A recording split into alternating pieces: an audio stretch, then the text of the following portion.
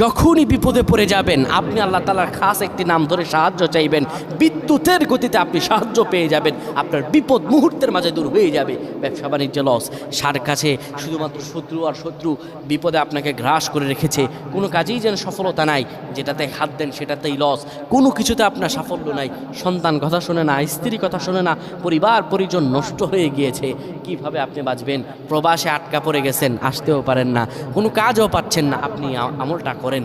এটি আমার কথা নয়, বিশ্বনবী মুহাম্মদ রাসূলুল্লাহ সাল্লাল্লাহু আলাইহি ওয়াসাল্লামের প্রিয় সাহাবী হযরত যায়েদ রাদিয়াল্লাহু তাআলা আনহু, তিনি একবার মক্কা থেকে হিজরত করে যখন মদিনায় যাবেন, ঠিক সেই সময় বিপদে পড়ে যান।